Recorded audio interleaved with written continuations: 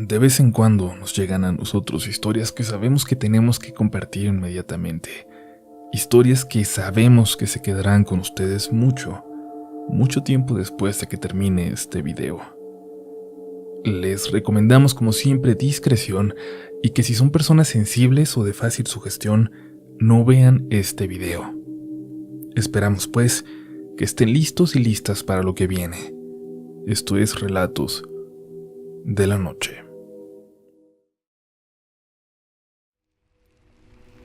Supongo que muchos lo dicen, pero no sé por dónde empezar.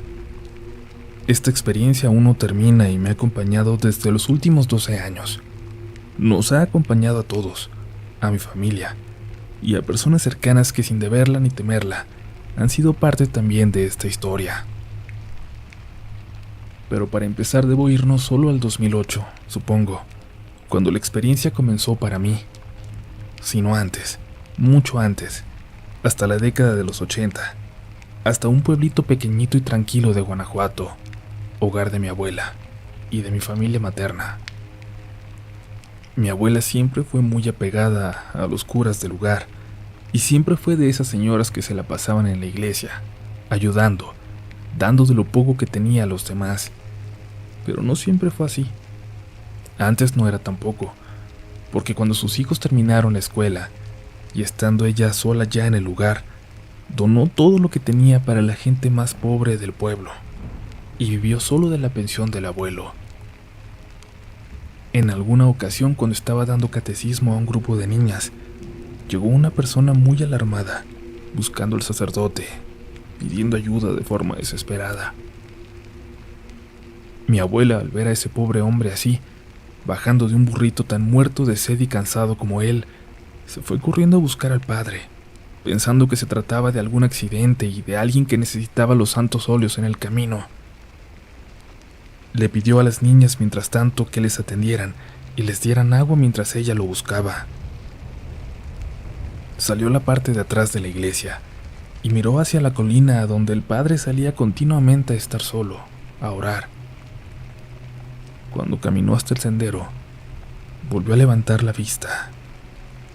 Donde éste terminaba en el horizonte, notó a una mujer vestida de negro, de cabello blanco muy largo hasta la cintura. Por el viento le volaba en la cara.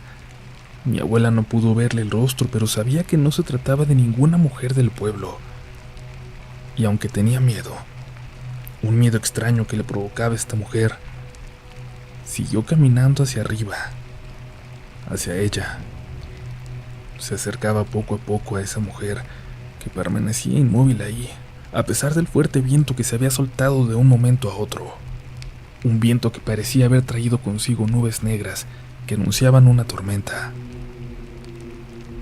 Escuchó que gritaban su nombre. Volteó hacia la iglesia. Era el joven sacerdote con las niñas del catecismo. La abuela dio media vuelta y empezó a caminar como podía, con sus rodillas malas bajando el sendero. Las niñas corrieron a ayudarla.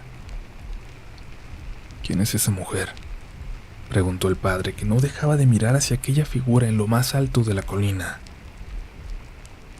No tengo idea, padre, respondió la abuela. Aquella figura parecía fantasmal. El padre le lanzó una bendición haciendo la señal de la cruz, y aquella mujer dio media vuelta y se perdió en el horizonte. Aquel pobre campesino que había llegado cansado venía de lejos.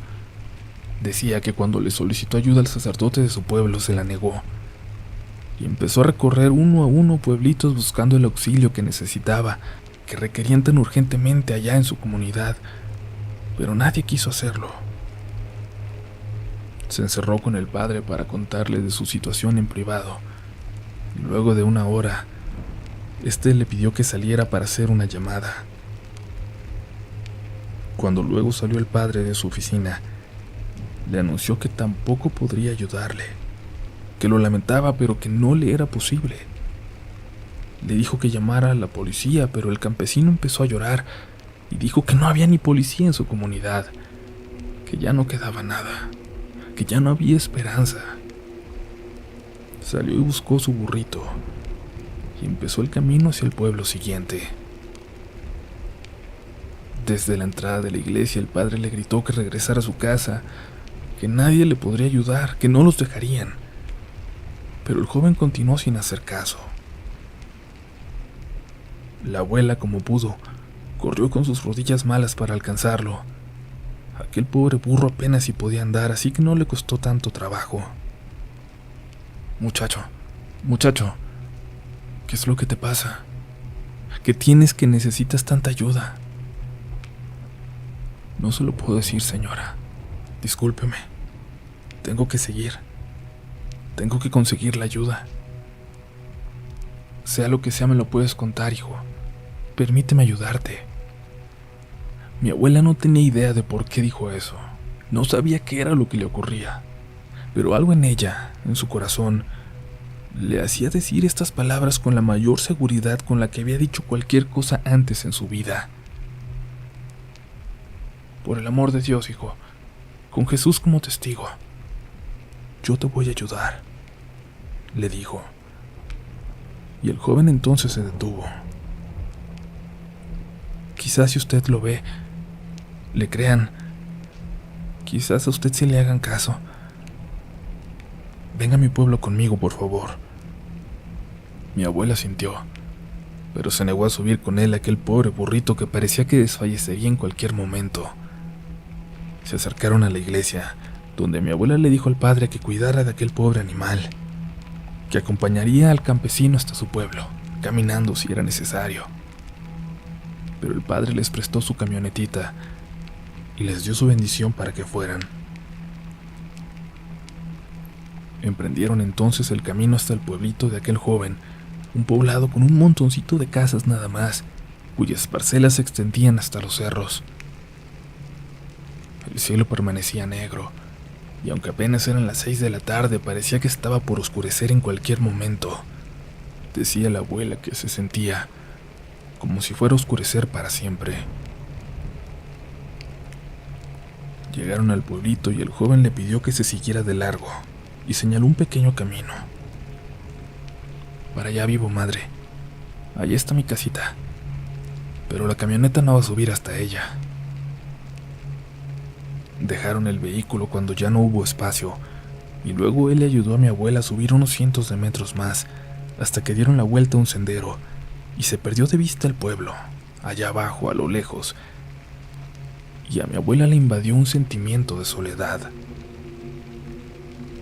Fue muy extraño para ella que desde que había muerto mi abuelo se había sentido permanentemente acompañada por él y por Dios. Pero ahí ya no lo sentía.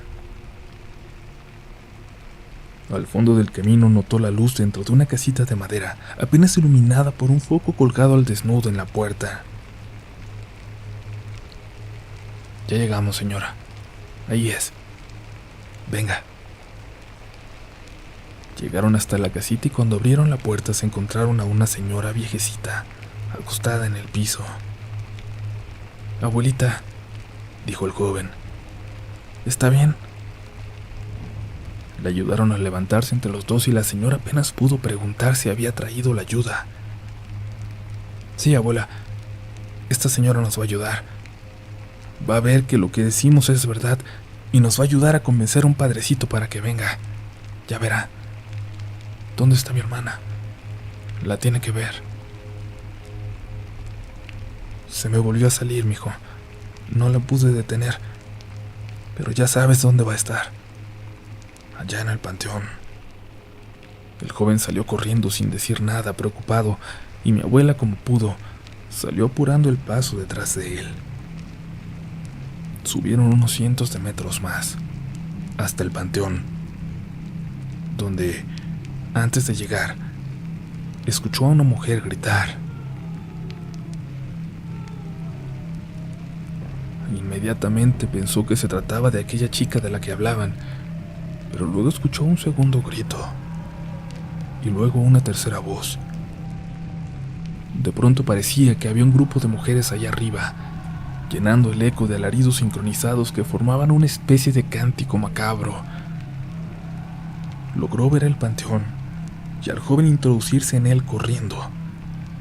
Y metros más adelante, como una joven desnuda parecía escarbar, como un animal salvaje, una tumba. El joven como pudo la controló, la tomó de las manos, y la abuela quería seguir caminando, ayudarle, pero no podía.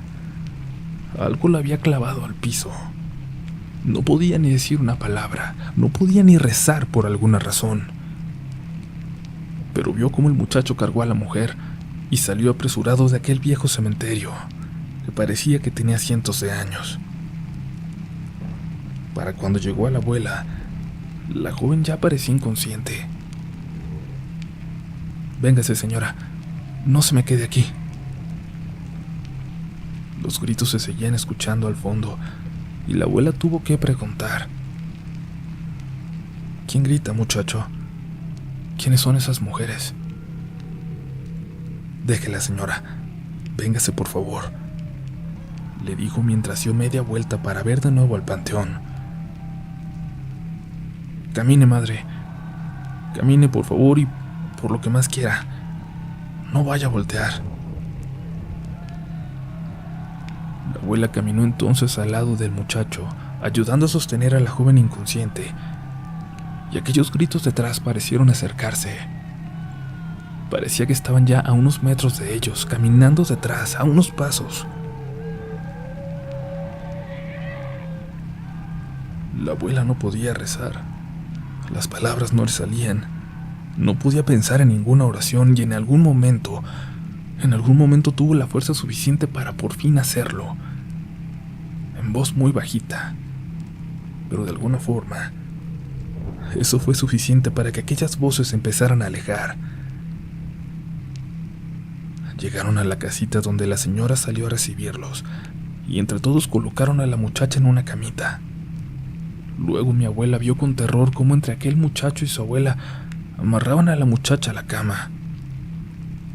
«¿Qué tiene? ¿Quiénes son esas mujeres en el panteón?» «Son las brujas», dijo la abuelita de los muchachos. «Desde que yo era niña vivo aquí, y bajan 2 o 3 veces al año, pero ahora están viniendo todos los días. Desde que mi muchacha está mal, la quieren embarazar. Se la llevan en la noche para que el diablo la embarace, y mi niña cada vez está peor. Ya no parece ella casi nunca. Pareciera que hablan otras gentes dentro de ella, pero no sabemos cómo ayudarla». El perro de la casa comenzó a ladrar allá afuera, y mi abuela se asomó por la ventana. Parada en el camino a unos 40 metros de la casita, estaba de nuevo aquella mujer de negro y de cabello blanco, la misma que había visto allá en la iglesia más temprano. «Ella se la quiere llevar», dijo el muchacho, mientras salía a gritarle groserías a esta mujer. La siguiente parte de la historia se vuelve algo confusa porque sabemos poco del ritual que continuó, y porque varios tíos tienen versiones diferentes. En lo que todos estamos de acuerdo, en las historias que sabemos, es que la abuela volvió por la mañana siguiente al pueblo, asegurando que había visto cosas que le hacían estar segura de que aquella pobre muchacha realmente necesitaba de un ritual de exorcismo. Pero nadie le hizo caso. Le ignoraron tanto como aquel pobre muchacho campesino, hasta que el joven sacerdote de la iglesia le dio un nombre y una dirección aproximada. Tenía que ir a Guanajuato y buscar allá al padre Lucas. Pocos días después lo logró, con la ayuda de una de mis tías que la llevó, y encontraron a aquel anciano italiano que parecía cualquier cosa menos un cura. Su casa era más bien un taller de pintura, y les explicó que tenía más de 3 décadas de haber dejado la iglesia, de haber huido de Europa, en donde estuvo toda su vida, recorriendo varios países. Ahora vivía tranquilo en esa ciudad, en Guanajuato, pintando cuadros que nadie le compraba, pero eso era lo de menos. Vivía tranquilo, era feliz. Pero el destino siempre nos alcanza. les dijo. Mi abuela le explicó lo que ocurría y el señor le dijo que le disculpara, pero que su corazón ya estaba en las últimas. No le sería de gran ayuda. Él ya no duraría más de unas horas en un ritual como ese. Al final solo tendrían que lidiar con mi cuerpo, como un problema más, les dijo. Les platicó entonces de su historia, de lo que hacía, de que antes de su retiro fue uno de los últimos exorcistas que participaron en más de 15 rituales, que, literalmente, en sus palabras, había visto a Lucifer a los ojos. Buscó en una cajita de madera con llave, la abrió y sacó un crucifijo. Esta es el arma más poderosa con la que conté en mi carrera, les dijo. Este es un crucifijo utilizado en exorcismos por generaciones, por cientos de años. En algún momento mi mentor me lo dio a mí, pero yo ya no tuve a quien dárselo. Al decir esto, se lo extendió a mi abuela. Haga lo que haga, pase lo que pase, nunca lo destruya.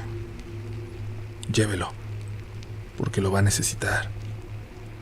Pero después tendrá la responsabilidad de cuidarlo por siempre. Aquella fue la última vez que vieron al padre Lucas, que nunca alcanzó a explicar lo que este poderoso crucifijo podría provocar. Y luego mi abuela, con ese crucifijo en mano y junto al joven sacerdote de su iglesia, sin realizar a cabo un exorcismo per se, sí acudieron todas las noches a aquella pequeña casita, hasta que la joven volvió a ser ella. Nunca nos quiso describir qué fue lo que realizaron. Era un secreto que se iba a llevar a la tumba. Pero sí le pidió a mi madre que cuando muriera, conservara ella aquel crucifijo por siempre, a pesar de todo, a pesar de lo que fuera. Que no lo dejara ya en su casita de Guanajuato cuando ella muriera, casa que terminó donando a la iglesia para que hicieran un orfanato.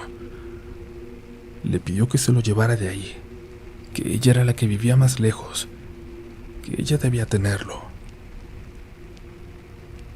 Mi abuela casi tenía 90 años cuando murió, aquel 16 de julio del 2008. Fuimos a enterrarla y días después volvimos a casa. Mi madre tenía con ella aquella cajita de madera en sus manos cuando entramos a casa y todos los focos encendidos reventaron. Debimos suponer lo que seguía. Debimos ver el anuncio de la oscuridad que se cernía sobre nosotros, del tiempo de oscuridad que se acercaba.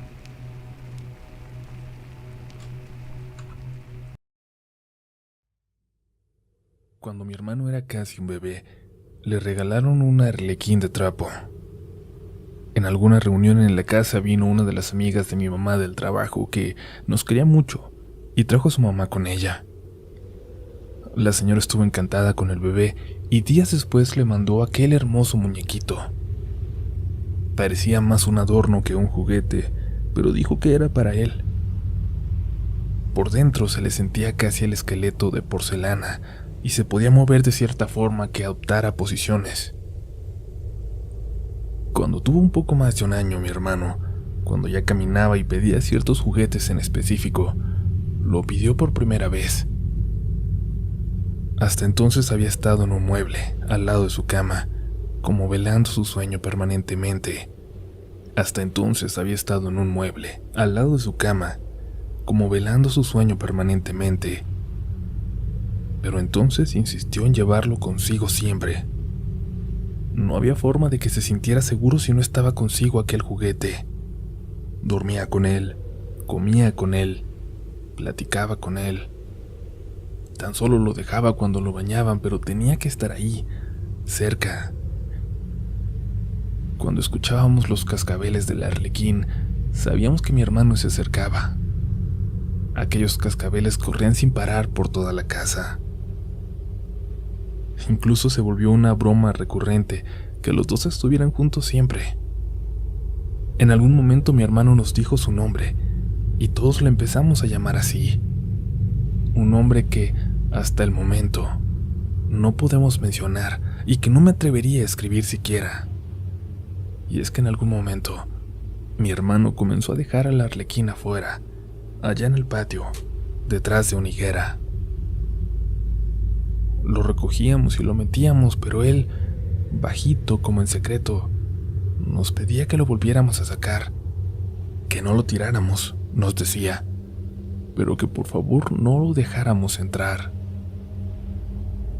Tardó un tiempo en decirnos por qué. El mismo tiempo en que nosotros pasábamos aquel muñeco de un lugar a otro en el patio sin ganas de tirarlo, por si en algún momento mi hermano lo quería de nuevo, o simplemente para tenerlo como recuerdo de aquellos primeros años en que mi hermano lo amó tanto. Pero en algún momento, cuando estábamos lejos de casa, le preguntaron por casualidad a mi hermanito por qué le había dejado de gustar. Dijo que porque le había mostrado su cara. Contó mi hermano que el muñeco le hablaba, que había sido su amigo, que le había enseñado palabras que nosotros no utilizábamos, pero que en algún momento le preguntó si quería verlo de verdad, su verdadero rostro. Mi hermano le respondió que sí, y entonces se lo mostró.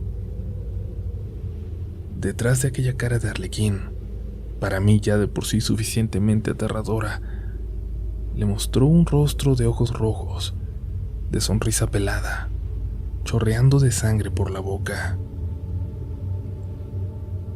Le preguntó mi hermano que por qué tenía sangre, asustado, y el muñeco le respondió que acababa de comer. Mi hermano le preguntó que qué comía, y decía que entonces el muñeco le tocó el pecho. En ese momento todavía hicimos lo que hubiera hecho cualquier familia normal, pensar que se trataba de una fantasía del niño, aunque claro, supimos que no habría forma de que volviera a pedir al muñeco, y lo guardamos en un cuartito de madera que teníamos en el patio, con algunas de las herramientas que dejó mi papá y algunas cajas de cosas que ya no usábamos. Ahí terminó encerrado aquel arlequín, pero no para siempre. Por aquel tiempo, desde que no estaba mi papá, mi tío Marco vivía con nosotros. Nos ayudaba en cosas de la casa, pero sobre todo estaba ahí para cuidar a mi mamá, tan afectada emocionalmente en esos meses. Mi tío era una roca. Por eso nos sorprendió aquella vez cuando escuchamos su voz gritando y saliendo azotando la puerta de atrás para correr al patio. Cuando lo vimos perderse entre los árboles. Recuerdo que salimos mi mamá y yo, pero al ir saliendo, mi mamá por alguna razón me dijo que me regresara, que entrara y que viera que mi hermanito estaba bien. Así lo hice y al entrar a su cuarto, lo vi rezando en su cama. Algo común cuando estaba por dormir, pero raro en ese momento, a la mitad de la madrugada. Seguía rezando por su ángel de la guarda, la única oración que conocía. El arlequín está allá afuera, me dijo. Otra vez. Otra vez. Esa frase, esas palabras. Esta es otra de las cosas que no puedo explicar, pero cuando me dijo otra vez, en ese momento caí en cuenta de que me lo había dicho ya antes, que me había dicho que por las noches el arlequín le llamaba. Iba y le mostraba su otra cara, lo amenazaba desde el patio, le gritaba que le dejara entrar. Pero no, era como si yo no lo hubiera escuchado antes. Nunca le contesté nada, nunca le dije nada, nunca se lo comenté a mi mamá. Es como si algo me hubiera bloqueado para que no lo escuchara realmente durante todo ese tiempo.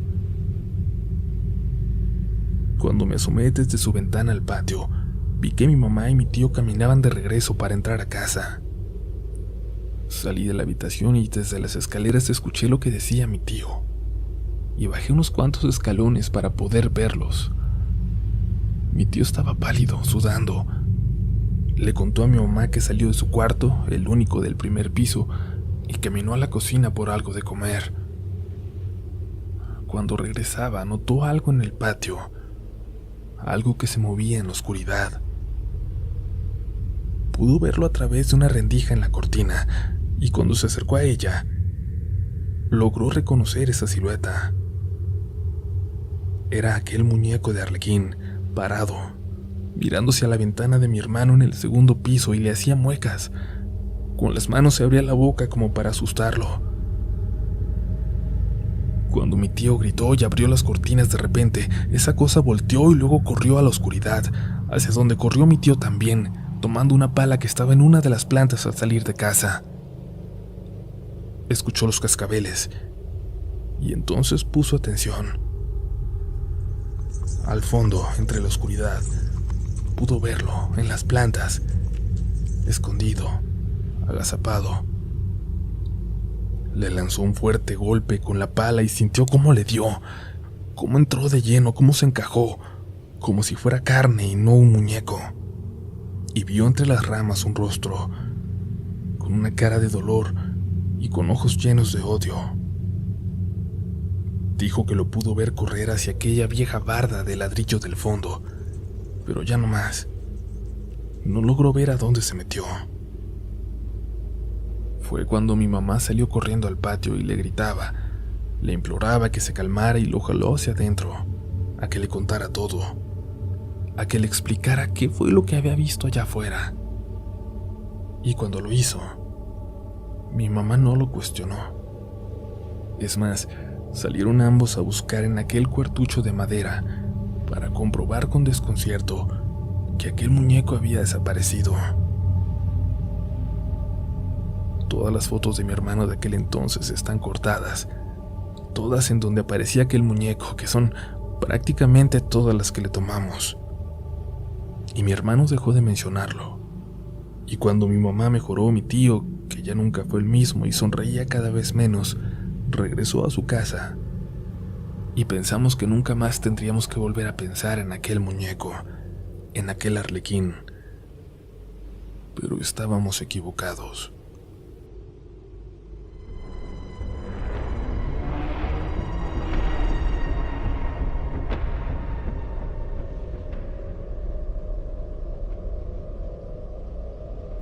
Días después de que murió mi abuela, regresamos a casa. Mi madre tenía aquella caja con el crucifijo dentro entre sus manos. Cuando entramos, todos los focos encendidos reventaron. Y debimos suponer lo que seguía. Debimos ver el anuncio de la oscuridad que se cernía sobre nosotros, que se acercaba. Mi hermano, que en ese entonces ya tenía 18 años, cambió los focos mientras yo ayudaba a mi mamá a buscar un espacio en su ropero para colocar aquella caja y guardarla tan bien como lo hacía la abuela. Quizás no me lo crean por esta experiencia con el arlequín que les acabo de contar, pero hasta entonces mi familia no se preocupaba por cosas como paranormales. Aquella terminó siendo una historia que no revisitábamos.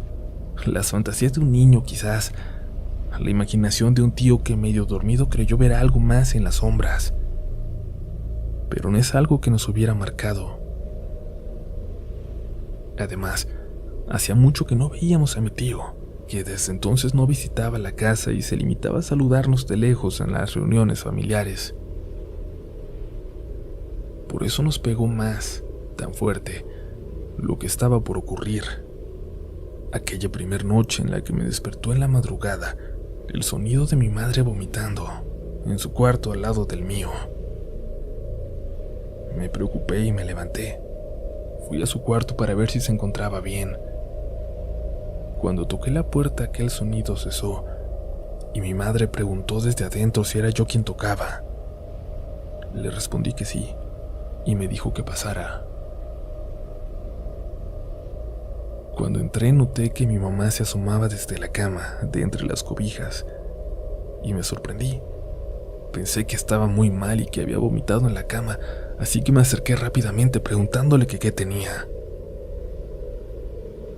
Mucho miedo, me respondió. ¿Miedo? Te escuché vomitar, mamá. ¿Qué tienes? Yo no estoy vomitando.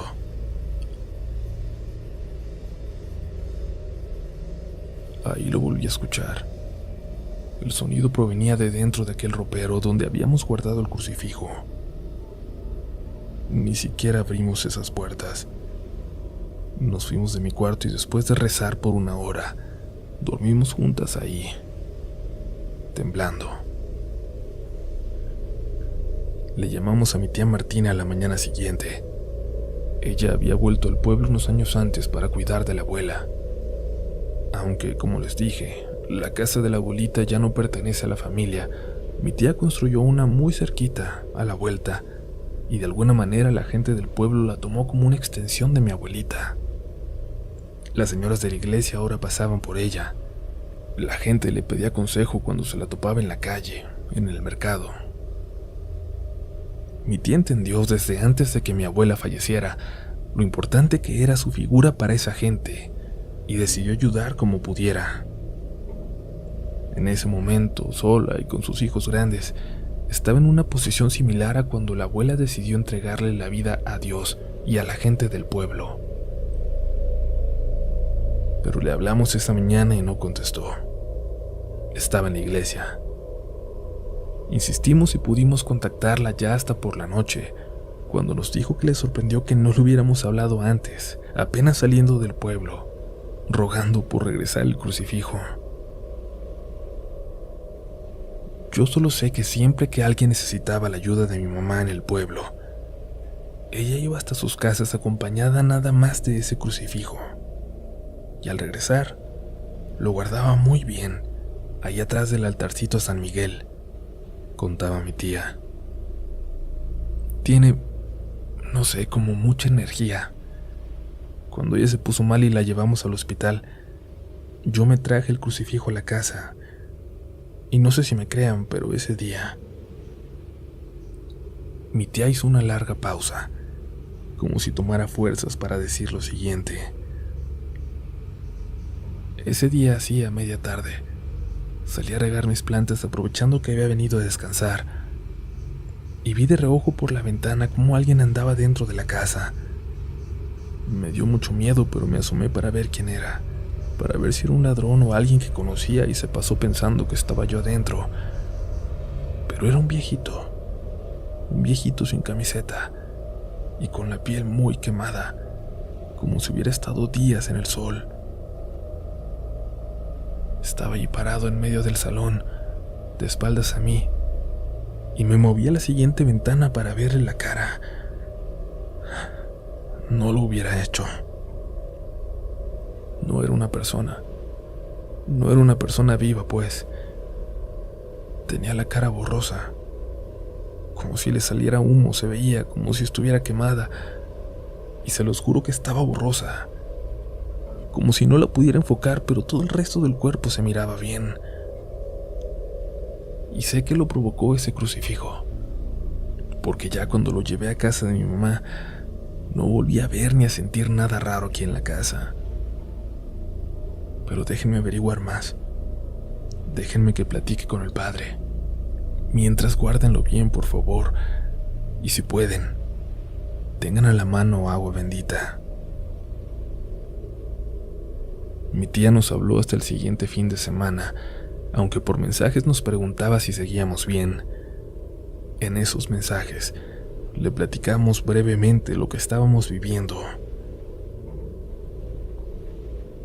Durante las noches primero, y luego también durante el día. En la casa se escuchaba a una persona toser, como si estuviera enferma. Se escuchaba como alguien vomitaba, pero ya no solo salía del armario, sino de todos los rincones de la casa, como si fuera de las paredes, como si viniera de adentro. Mi mamá y yo nos moríamos del miedo, pero mi hermano se rehusaba a creer y se burlaba de nuestra precaución. Él no creía en absolutamente nada y mejor no, si no hubiera tenido que lidiar toda su vida con las secuelas de aquel compañero que tuvo cuando apenas era un bebé. Mi mamá y yo dormíamos en el mismo cuarto. Mi hermano se quedó en el suyo. Ahora él dormía abajo para más privacidad, en aquel cuarto donde mi tío se quedaba años antes, como recordarán. Por lo regular, si yo me levantaba por la noche, mi madre se levantaba conmigo y viceversa. Pero una de esas noches, mi mamá se despertó con tanta sed, pero con tanto sueño también, que se olvidó por completo de la situación que estábamos viviendo. Se levantó como si nada y bajó a la cocina. Escuchó unos cascabeles dentro del cuarto de mi hermano, que tenía la puerta entreabierta. Caminó lentamente hasta allá. La empujó muy despacio, con mucho cuidado. La luz estaba apagada, la cama tendida.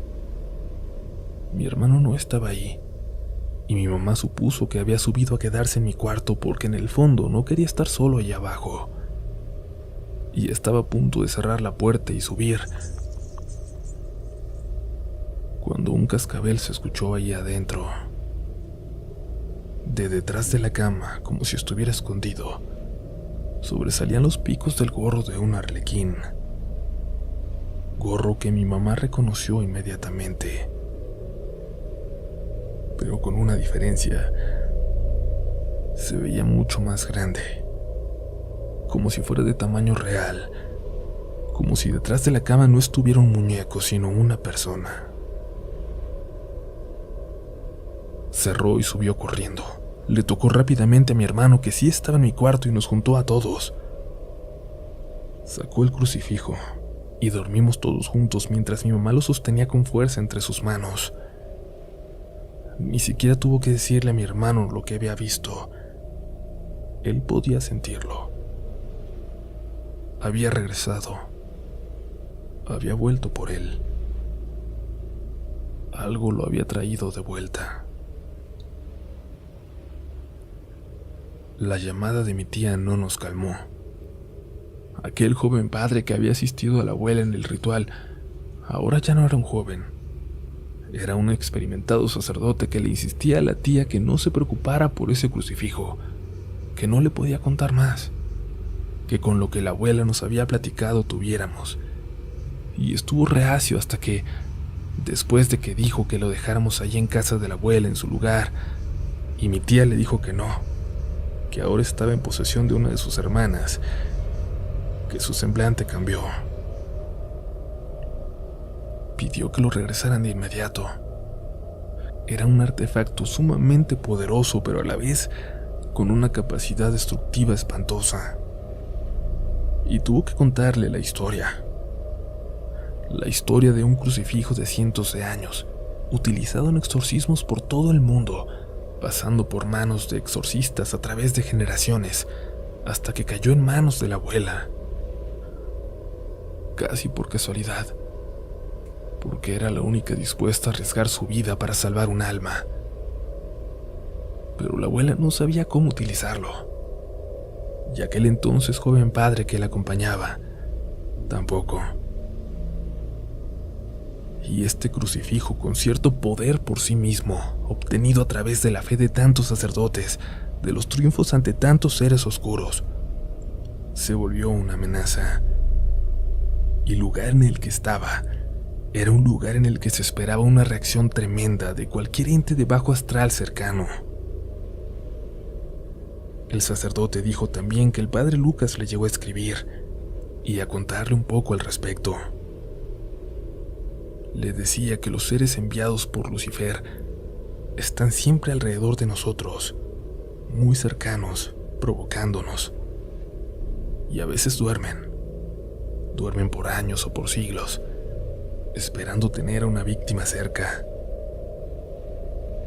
Este crucifijo era capaz de despertar, de hacer reaccionar por miedo a cualquier ser demoníaco con el que se encontrara, o a cualquier espíritu del mal. Nada que reaccione ante este artefacto es bueno, y va a provocar especialmente a aquellos entes que nunca han sido humanos. Que lo regresen, le dijo a mi tía que nos pidiera. Que lo regresen antes de que algo malo pase. Pero él no lo podía recibir, y mi madre no quería llevárselo a mi tía y pensar que ella iba a tener que sufrirlo entonces. Así que hizo algo.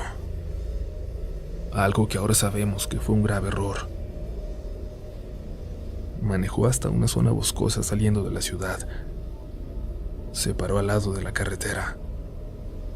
Bajó y caminó por entre los árboles, sintiendo siempre la presencia de alguien detrás de ella. Al llegar a un árbol quemado por un rayo, sintió que era el lugar, que estaba suficientemente perdida como para hacerlo, y entonces enterró ahí el crucifijo. Venía lo peor. No. En mi familia nunca hemos sido creyentes de lo paranormal. Bueno, para ser más específicos, sí creíamos, pero nunca vivimos atemorizados por la posibilidad de encontrarnos con algo así. Supongo que en ese espectro nos encontramos la mayoría en algún momento, o al menos la mayoría de los que escuchamos canales como este.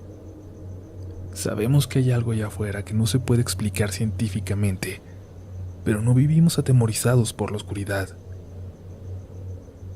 Pero yo, sin embargo, siempre tuve cierta repulsión hacia las brujas, hacia lo satánico. Supongo que porque en algún momento en mi infancia escuché la historia de mi abuela, de cómo allá en el pueblo tuvo que rescatar de las garras del diablo y de las brujas que bajaban del cerro a una pobre joven, luego de que su familia buscara ayuda y la iglesia no se la pudiera ofrecer. Sí, probablemente fue eso. Por eso aquella tarde, a punto de oscurecer y cuando me encontraba solas en casa, se me revolvió el estómago cuando escuché aquellos toquidos en la reja de la casa. Por eso cuando me asomé, se me doblaron las piernas y me hicieron caer. Cuando vi en la puerta de la calle a una mujer de negro y de pelo muy blanco frente a nuestra casa, llamándonos. No sé qué tan absurdo pueda sonar esto, pero en mi casa teníamos semanas sufriendo de manifestaciones paranormales casi a cualquier hora del día. Pero por alguna razón, esa mujer en la calle, me aterró como nada lo había hecho antes. Es como si lo hubiera recordado. Quizás alguien tiene una experiencia así, conocer a alguien a través de un relato de las historias, formarte una imagen tan detallada en tu imaginación que eventualmente coincide de forma perfecta con alguien con quien te topas en la vida real. Y yo no creía que esto fuera una coincidencia, o alguna pobre mujer que se parecía. Era ella, no tenía duda. Lo podía sentir. La mujer en la puerta era aquella bruja de los relatos de la abuela. Como pude me incorporé y me asomé apenas por la ventana. La veía ahí, con una mano en la reja, husmeando, como intentando ver hacia adentro, como intentando adivinar quién estaba en la casa. Intentó abrir la puerta, pero estaba cerrada con candado por alguna extraña razón, porque siempre la dejamos abierta, pero agradecí al cielo que en esa ocasión no hubiera sido así. Siguió caminando por la banqueta y cuando la perdí de vista, corrí por el teléfono para llamar a mi madre, para decirle que se apurara, que regresara rápido a casa, que había una mujer extraña allá afuera. El primer teléfono inalámbrico que encontré estaba descargado y tuve que correr por el otro a las escaleras. No me dio línea. Escuché estática del otro lado nada más y vi por la ventana que daba al patio de atrás cómo pasó caminando aquella mujer muy despacio. Ya estaba dentro del patio. Dirigí mi mirada hacia la puerta de atrás para descubrir que no tenía el seguro puesto. Corrí hacia ella y logré detenerla justo cuando alguien la abría desde afuera. Logró abrirla unos 20 centímetros, pero me dejé ir con todo mi peso, con todas las fuerzas de las que era capaz para que esta cosa no entrara. Eso no era un espectro, definitivamente no. Era una persona. Podía olerla, un olor extraño a tierra y a hierbas, y podía escuchar su respiración. Yo sé que al contarlo no se sentirá así, pero de todo lo ocurrido en esta experiencia, ese momento, sentir a esa mujer del otro lado de la puerta a unos centímetros de distancia, es lo más aterrador que yo viví. Porque perdí el control. Porque lo siguiente que ocurrió fue que yo dije, no lo tenemos aquí. Y no sé por qué dije eso, pero cuando esas palabras salieron de mi boca sabía a qué me estaba refiriendo. No lo tenemos aquí. Mi mamá lo enterró saliendo de la ciudad, en el bosque. Seguí hablando. Le dije incluso detalles del lugar, detalles que yo no conocía, o al menos que no conocía conscientemente, porque luego supe que mi mamá los platicó por teléfono mientras yo dormía a su lado. Y no sé si mi cerebro reaccionó con información guardada en él como un mecanismo de defensa para salvarme, o si alguien más, hurgó dentro de mí. Si algo me obligó a decirlo. Dejé de sentir la presión en la puerta y la pude cerrar. Estaba en shock, inmóvil. Me quedé deteniendo la puerta unos 20 minutos más, aunque ya no había nadie del otro lado, hasta que escuché la reja de nuevo. Esta vez era mi hermano abriendo el candado. Por fin había regresado.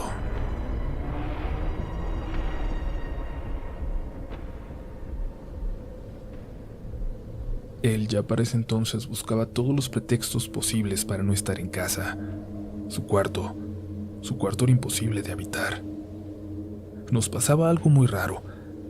Cada que pasábamos por ahí escuchábamos que alguien estaba dentro. De pronto se abría la puerta sin que nos diéramos cuenta y alcanzábamos a ver aquellos cascabeles escondidos detrás de la cama. Pero nos reuníamos los tres y entre todos entrábamos y prendíamos la luz y nos dábamos cuenta de que no había nada. Hasta que cerramos la puerta con llave. Pusimos un mueble frente a ella entre todos y mi hermano, aún reacio a dormir en el cuarto de mi madre, se dormía en el que era mío. Yo dejaba la puerta abierta en la de mi mamá y la luz del pasillo encendida. Dormir así era nuestra realidad. Pero todo lo que había iniciado cuando entró aquella reliquia a casa fue peor luego de aquella visita, luego de que fuera a casa esa mujer. Y sí, cuando llevamos el crucifijo algo pareció sacudirse, como si la casa se hubiera cimbrado de pronto, como si aquellas cosas que nos asustaban entonces siempre hubieran estado ahí, dormidas, y habían despertado de pronto ante aquella amenaza. Pero contrario a lo que pensó mi madre, al llevarlo lejos, al buscar que no nos hiciera daño a nosotros y a nadie más, nos había dejado solos, sin defensa, desamparados, ante aquello que había despertado, ante todo lo que seguía llegando, como siguiendo la estela que dejaba detrás de sí aquel artefacto. Una de las noches, sentí claramente como alguien, una manita pequeña, me tocaba mi pie, destapado. Recuerdo que entre sueños me asusté mucho porque pensé en aquel maldito muñeco y jalé rápido mi pie y me levanté con sobresalto. Y en eso vimos, y digo vimos porque mi mamá se había despertado, cómo salió un niño caminando tranquilamente del cuarto. Pero muy claro, no como un fantasma, no como algo salido de una película. Era un niño como de 4 años que salió caminando de la habitación hacia el pasillo. Sentí como mi mamá me apretaba la mano y antes de que pudiéramos decir que era un sueño, que lo habíamos imaginado nada más, escuchamos aquella vocecita allá afuera, como cantando, al alejarse. Mi hermano salió de su cuarto y preguntó que quién andaba dentro y mi mamá empezó a llorar y le dijo que ya sabía que nadie. Y salimos los tres. Mi hermano particularmente enojado, gritando que nos dejaran en paz, que se fueran. Y bajamos y prendimos todas las luces, echamos el agua bendita que nos quedaba, que ya era poca. Regularmente cuando la rociábamos por la casa, las cosas se calmaban y podíamos dormir, pero esa vez, esa ocasión, Sentimos casi como si nos hubieran provocado para que lo hiciéramos. Y cuando mi hermano lanzó las últimas gotas, nos volteó a ver. Sabía que había cometido un error. Algo le pasó. Algo se rompió en mi hermano en ese momento y mi mamá se subió con él a su cuarto. Estaba entrando como en una especie de crisis, y es que para él había sido muy difícil revivir de repente un trauma del que hacía mucho tiempo que se había olvidado. Había vuelto a temer como si fuera un niño chiquito y no un joven de 1,80 y 80 kilos. Se le subió la presión, y mientras mi mamá lo intentaba calmar, yo puse agua a hervir para hacerle un té de hierbas que nos habían mandado. Algo se escuchó dentro del cuarto de mi hermano, detrás de mí, ahí al lado de las escaleras, como si alguien se moviera sigilosamente, intentando que no me diera cuenta. A pesar de que la puerta estaba cerrada y de que estaba ese mueble frente a ella, tenía mucho miedo. Pasé por enfrente de la puerta hacia las escaleras corriendo en cuanto preparé el té, y no sé por qué, pero sabía. De verdad sabía que si esta vez abríamos la puerta de nuevo, esta vez sí habría algo dentro. Llegué al cuarto con mi mamá y mi hermano se veía mal. Mi madre me dijo que viera por la ventana. No voy a pedir que me crean lo siguiente. No voy a pedir que me crean nada. Yo comparto esto sobre todo a esas poquísimas personas, una de cada 100, una de cada 1000 quizás, que ha tenido una experiencia paranormal, que sabe que todo es posible. Yo sé también que va a haber gente que va a escuchar esto y va a burlarse, pero allá afuera, en la banqueta de enfrente, estaban 3 figuras, 3 mujeres, y estoy completamente segura de que una de ellas era aquella mujer de pelo blanco, aunque no la alcanzaba a ver, porque estaba muy oscuro. Pero pude ver, por decirlo de alguna manera, pude ver que decían algo, que movían las manos, y entonces escuché sus voces dentro de la casa, dentro de la habitación, entre nosotros. Esto es lo que creo que dijeron, y lo digo porque no fue la última vez que lo escuché, porque incluso lo soñé después y despertaba intentando apuntar las palabras, encontrarle sentido. Es latín, y cometí el error de decirlo en voz alta de nuevo. Voy a compartirlo con ustedes. Si creen en esto, al menos en lo más mínimo, o si son susceptibles, por favor, no lo lean en voz alta. Si lo están escuchando, por favor, adelanten unos cuantos segundos. Si son escépticos, no tendrán ningún problema al escuchar lo siguiente. In tenebris, non invenite, inter pater, manducare, et manis de nobiscum, aeternum, in tenebris, manducare, intrat, pater. Las mujeres caminaron por la banqueta hacia el fondo de la calle y las perdí de vista. Abajo se escuchó cómo se movía aquel mueble pesado frente a la puerta de la habitación, junto a las escaleras. Sabíamos que no podíamos quedarnos. Ayudamos a mi hermano y bajamos. La puerta de la recámara al bajar las escaleras estaba abierta. Y pasamos por ahí enfrente sin voltear, y busqué las llaves del carro de mi mamá en la sala, en algún lugar, mientras ella apenas si podía sostener a mi hermano. Cuando grité que las encontré, mi mamá me susurró algo. No voltees. No mires atrás. Caminé hasta ella despacio. Sentí algo en mi espalda, algo como una mirada que se me clavaba. Salimos despacio. Hasta hoy mi mamá nunca me ha dicho qué fue lo que vio, y no recuerdo ni cómo, ni cómo llegamos ni qué dijimos, pero desperté en la mañana siguiente en casa de unos tíos. Estaba en la sala, mi hermano profundamente dormido a mi lado. Mi mamá estaba hablando por teléfono con mi tía en el pueblo, y ella le dijo que iba a intentar ayudarnos, pero no aseguraba nada. Eso fue lo que dijo mi mamá, pero no sabía bien a qué se refería. Media hora después marcó mi tía. Estábamos desayunando, todavía temblando, débiles, como si acabáramos de pasar por un incendio o un accidente o algo así. «Pásame bien la dirección», le dijo mi tía. «El padre va para allá. Por el amor de Dios, espero que sepas, ¿dónde está eso que enterraste?» ¿Qué harían ustedes si se enteraran de que en su casa hubo un artefacto utilizado en cientos de exorcismos alrededor del mundo?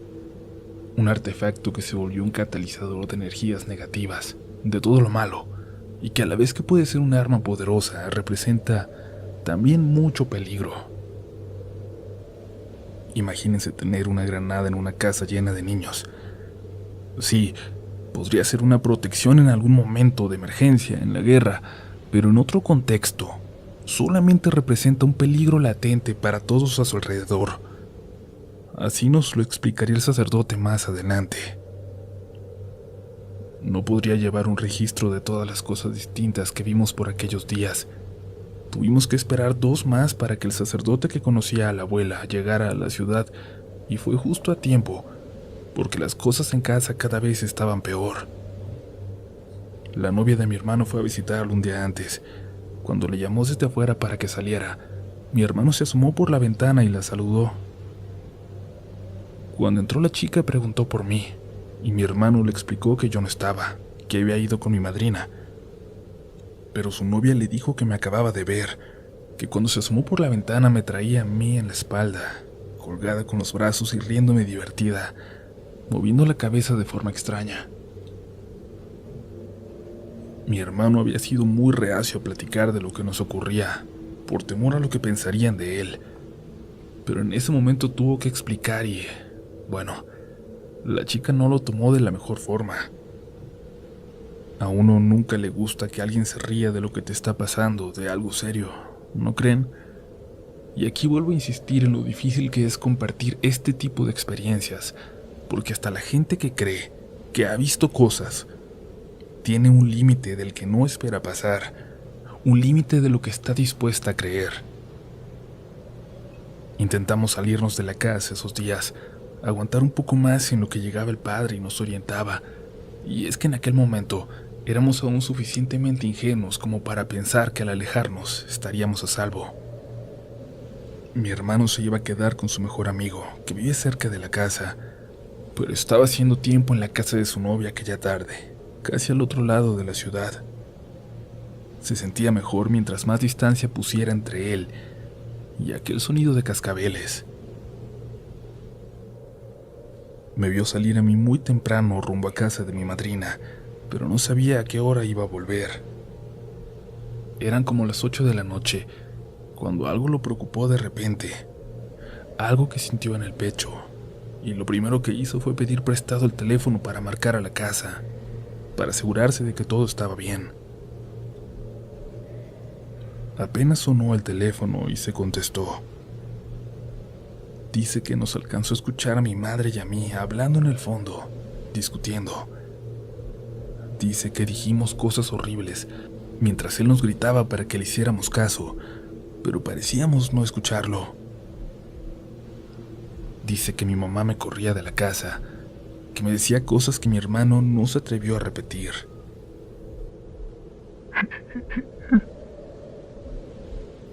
Se escuchó una pequeña risa en el teléfono, como de alguien burlándose, y luego se colgó. Mi hermano ya estaba imaginando cosas. Acababa de escuchar los cascabeles detrás de él en el cuarto del hermanito de su novia. Se estaba volviendo loco, y era mejor que se fuera de ahí antes de que todos se dieran cuenta. Le habló a su amigo con el que se iba a quedar y le avisó que ya iba para allá. Cuando salió de casa de su novia, donde siempre lo habían tratado bien, no se imaginó lo que dejaba detrás y que nunca volvería a poner un pie en ella. Yo estaba con mi madrina. Mi mamá me mandó con ella porque es quizás la persona con más fe que conocemos, extremadamente religiosa y amiga de la familia desde hacía décadas. Si en algún lugar yo iba a estar segura, sería con ella. A ella le platicamos bien lo que había pasado, le teníamos confianza, pero cuando llegué me di cuenta de que solo sabía detalles a grandes rasgos y me encargué de ponerla al corriente de todo. Fue la primera vez que conté realmente lo que estaba pasando, sin temor ya a que me creyeran o no. Simplemente lo dije. Necesitaba decirlo, que alguien más lo supiera y ver ya esa reacción en sus ojos. No quiero que algo venga con nosotros, madrina. No quiero que nada te afecte a ti. A lo mejor no es bueno que me quede. Le dije, pero mi madrina solo sonrió. Si Dios conmigo, ¿quién contra mí? Pero en cuanto lo dijo se le borró la sonrisa, no sé por qué. No sé qué le ocurrió. Fue como si algo se hubiera roto, como si algo en ella se hubiera descompuesto. Y me hizo recordar por un momento lo que contaba la abuelita, de aquella primera vez en que sintió el mal de frente, cerca de ella. De aquella tarde acercándose al cementerio cuando dejó de sentir a Dios a su lado. Cuando ya nos íbamos a acostar, cuando todo estaba apagado y yo comenzaba a sentir el mismo pavor que ya sentía cada que llegaba la noche y la hora de dormir, de estar en la oscuridad, mi madrina se asomó por la puerta, ya con el cabello suelto, en camisón. Me hizo una seña de que me acercara con ella, que saliera de la habitación. Me acerqué a la puerta y salí, pero ya todo estaba apagado. No la vi. No vi por dónde se había ido, pero al voltear, vi cómo se metió en una habitación vacía que no era donde regularmente dormía. Caminé por el pasillo oscuro despacio. No sabía dónde prender la maldita luz, y la oscuridad se hacía cada vez más difícil de soportar. Pero caminé en busca de mi madrina. Algo me hizo voltear. Un sonido a mis espaldas en la habitación de mi madrina, pero lo ignoré y seguí caminando para llegar a la habitación en donde la vi entrar. La puerta estaba abierta y una luz tenue salía de allá adentro. Cuando me acerqué me di cuenta de que estaba prendiendo veladoras. Me hizo una señal para que pasara. Madrina, ¿todo bien? No. Hay alguien en mi cuarto. Mi mamá estaba con una de sus hermanas cuando recibió la llamada de mi tía. Le avisaba que el padre había salido antes, que iba a llegar en un rato, por la madrugada, y que le hiciera el favor de recibirlo. Va para tu casa, le dijo. No quiso que pasaran más tiempo solos allí. El plan de separarnos a todos aquella noche y de alejarnos de la casa se acababa de arruinar, pero mi mamá agradecía la disposición y la buena voluntad del padre. ¿Quién más en su sano juicio se apresura para llegar a un lugar donde hay seres de bajo astral sueltos por toda la casa? Pero esa era su vocación, ¿no? Luchar contra el mal en el mundo. Mi mamá y mi tía se fueron rápido para la casa, pero mi tía nada más la dejó y se fue. No era miedosa regularmente, pero las cosas ya no estaban para hacerse los valientes. Antes de que entrara, alguien saludó a mi mamá. Era la vecina con su perrito. No sé cuántos años tiene ese pobre perro, pero aún hoy vive, aunque ya no puede salir a pasear. Estaba a punto de marcarte, le dijo. Sabía que no estabas en tu casa porque tus hijos han tenido la tele a todo volumen desde la tarde. Mi mamá no le quiso decir que no había nadie en casa. Aceptó el comentario, la queja de la vecina, que siguió diciéndole cómo no nos tenía que dejar ver películas de terror, que todo eso traía malas energías, y bueno, Al menos quería mi mamá que los vecinos no nos vieran como los raros, que no se dieran cuenta de lo que pasaba, que no se cruzaran la calle al pasar frente a nuestra casa, que siguiera yendo la vecina a platicar cuando todo esto pasara, porque todavía creíamos que pasaría. Le marcó a mi hermano desde el jardín, esperando que le contestara para que se fuera a la casa y no quedarse tan sola, pero sonaba ocupado. Estuvo dando vueltas por el jardín sin animarse a entrar. Dejó su bolso y salió a la calle, disimuladamente, para ver si pasaba de regreso a la vecina y le podía hacer plática. Lo que sea era mejor que estar allá adentro, pero nadie pasó. La calle ya estaba desierta. A mí no me quiso marcar. Sabía que mi madrina se dormía religiosamente temprano, así que supuso que para esas horas yo ya estaría dormida. Pero no era así. Yo le estaba pasando mal. Mi madrina y yo nos encerramos y nos pusimos a rezar un rato. Ya tenía todas las veladoras del cuarto encendidas. Nina, ¿quién está allá? ¿Le llamamos a alguien? No te preocupes, mija. Vamos a intentar dormir, me decía con una sonrisa nerviosa. Sus manitas no le dejaban de temblar. Mi madrina, regordeta y chaparrita, tenía la apariencia más bondadosa del mundo, por lo que me dolía aún más verla tan aterrada. Los lentecitos se le empañaban y yo no sabía por qué. Nos acostamos en unos sillones pequeños en ese cuarto y no podía dejar de escuchar que sollozaba, que parecía llorar, pero muy despacio para que yo no la escuchara. Estaba llorando de miedo. Pasó más de una hora, ya iban a ser las 12, cuando apenas pude empezar a cerrar los ojos por cansancio, aunque es muy difícil dormir cuando estás asustado de esa forma. Pero en cuanto cerré los ojos apenas por un momento, unos segundos según yo, escuché que mi madrina comenzó a rezar en voz alta y me llegó un olor horrible. Un hedor asqueroso que tiempo después supe que era azufre. Volteé hacia mi madrina, que cerraba los ojos con fuerza, como no queriendo ver nada. La podía ver con toda claridad porque la luz de las velas era suficiente para medio iluminar la habitación. Y escuché algo en la puerta, algo que me hizo voltear. Alcancé a ver que algo se movió, que algo se escondió. Y luego vi la perilla. Estaba al rojo vivo. Me levanté rápido y fui hacia mi madrina para preguntarle cómo estaba, qué tenía. Y luego de unos minutos en los que pude tranquilizarla, me dijo que seguía rezando en voz baja cuando vio que yo me estaba quedando dormida. Eso la tranquilizó un poco, pero siguió orando. Y entonces le llegó ese olor.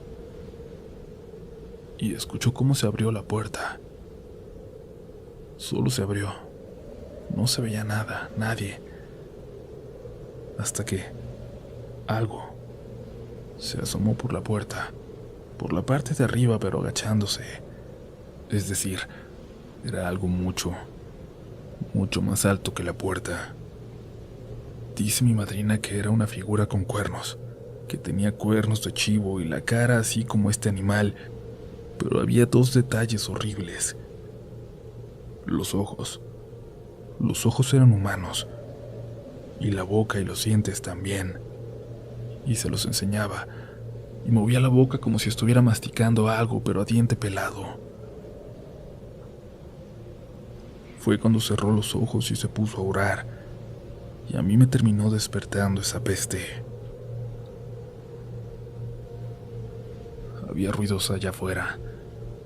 Algo estaba en la casa, caminando y moviendo cosas como si nada, y al final logré convencer a mi madrina de que nos fuéramos, de que no nos podíamos quedar allí. No, es mi casa, seguía repitiendo, incluso cuando la ayudé a ponerse una chamarra para salir al frío que se había desatado en la ciudad. Nos salimos por la puerta de atrás sin voltear a la sala y rodeamos por toda la casa. Adentro, se seguía escuchando como si alguien revisara entre las cosas. Cuando mi hermano llegó con su amigo, no quiso contarle al respecto. Entre ellos había tanta confianza que no tuvo ni que explicar nada para decirle que si se podía quedar ahí aquella noche. Fue más bien algo normal, pero su amigo, Fer, notó inmediatamente que algo ocurría. ¿Crees en fantasmas?, le preguntó mi hermano, dándose cuenta de que nunca había hablado del tema con él. Claro, hay dos aquí. Bueno, eso dice mi mamá. Yo nunca he visto nada. Dice que son los viejitos que construyeron la casa. Fer siguió platicando y mi hermano se comenzó a poner nervioso, pensando si aquello que provocaba ese maldito crucifijo se le había pegado, si ahora lo llevábamos con nosotros a todas partes. Lo que menos quería era saber la historia de las apariciones en esa casa, pero Fer seguía contándole divertido, sin saber lo que estaba provocando en mi hermano. Se le empezó a ir el aire. Le dio un ataque de pánico como el que había tenido días antes, cuando se dio cuenta de que aquel maldito arlequín había vuelto a casa. Se sentó y su amigo se dio cuenta y lo quiso calmar. Le gritó a su mamá y fue por agua, mientras mi hermano sentía que la mamá de Fer le ponía las manos en los hombros para calmarlo. Por fin regresó Fernando con agua y detrás de él entró su mamá, recién despertada. Y mi hermano tardó un momento en captar que no había nadie más en la habitación, que nadie le había puesto las manos en los hombros. Voy a mi casa. Tengo que ir a mi casa, dijo, y Fernando al escucharlo tomó las llaves de su coche. Sí, vamos a tu casa, le respondió. Encontré a mi mamá fumando en el jardín cuando llegué con mi madrina, y un ratito después llegó mi hermano y Fer. Su amigo solo nos volteaba a ver con cara de asustado. Era evidente por la expresión que teníamos todos, sobre todo mi madrina, que algo muy extraño estaba pasando. Como estábamos todos juntos, nos animamos a entrar. Mi madrina estaba convencida de que Dios la había puesto ahí para ayudarnos a pasar por esta experiencia, para darnos la fe que nosotros cada vez teníamos menos. Mi hermano quiso convencer a Fer de que se fuera, de que íbamos a estar bien, pero Fernando lo ignoró mientras llamaba a su casa para avisar que no iba a llegar, que estaría fuera toda la noche. Al entrar, lo primero que hicimos fue poner de nuevo el mueble frente a la puerta de la habitación junto a las escaleras. Preparamos café. Arriba se escuchaba como si viviera una familia, como si estuviéramos a mitad del día. Y nos sentamos todos alrededor de la mesa, a tomar el café en silencio. Mi hermano encontró unos panes. Seguramente tenían días, pero fueron suficientes para acompañarlo.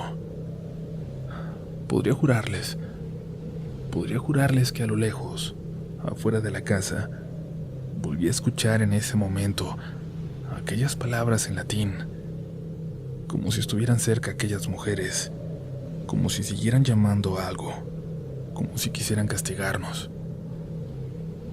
Y a pesar de todo lo que habíamos visto, a pesar de que ya sabía que lo sobrenatural existe, que estaba entre nosotros en todo momento, que estaba allí en la casa, a pesar de eso, aquellas mujeres me aterraban más que nada, sobre todo la de pelo blanco, la que había estado a unos centímetros de mí, intentando entrar en la casa.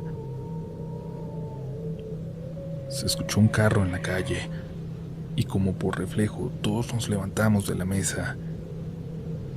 Era un taxi. De él bajó un sacerdote. Había llegado.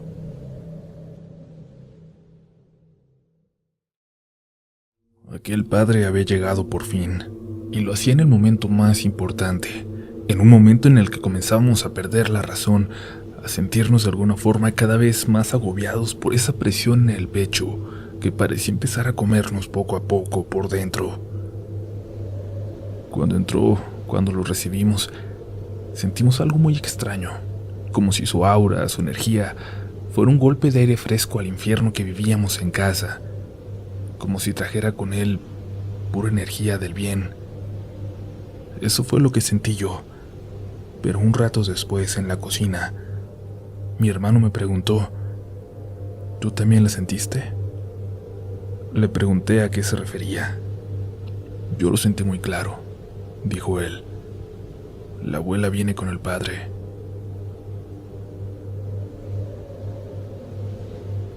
El padre platicó un momento con nosotros, con todos los que estábamos ahí, incluida mi madrina y el amigo de mi hermano, y luego nos reunimos en la sala para definir qué es lo que íbamos a hacer. Perdonen, pero lo que vayamos a hacer tenemos que hacerlo esta noche. Estoy seguro de que no es que les esté quitando el sueño. Si esto es lo que me imagino, dudo que esta noche fueran a dormir de todos modos. Todos asentimos. Todos sabíamos que tenía razón. Estábamos sentados alrededor de los sillones en la sala, salvo Fer, que ya no cabía, y él estaba recargado en la barra que separaba a la sala de la cocina. Yo noté que no dejaba de ver hacia atrás, y es que desde su posición podía ver a la ventana que daba hacia el patio trasero. Mi hermano también lo notó, y le preguntó si todo estaba bien. ¿Venía alguien con usted, padre?, preguntó Fer. No, hijo. ¿Por qué? Hay una señora asomándose para acá adentro, ahí afuera. Justo en ese momento, cuando lo dijo, escuchamos muchos pasos afuera, muchos, como si una decena de personas se hubiera movido de repente. Como cuando lanzas una piedra a un árbol y sale volando una parvada de aves. Nos apresuramos a cerrar, yo a la puerta de atrás para asegurarme de que estuviera cerrada, pero el padre se fue hacia la de enfrente y en lugar de cerrarla, de poner el seguro, la abrió y salió corriendo intentando encontrar, descubrir quiénes o qué eran los causantes de ese alboroto. Pero no se miraba nada. Todos lo alcanzamos afuera. A lo lejos, muy a lo lejos, escuchamos unas carcajadas como de mujeres.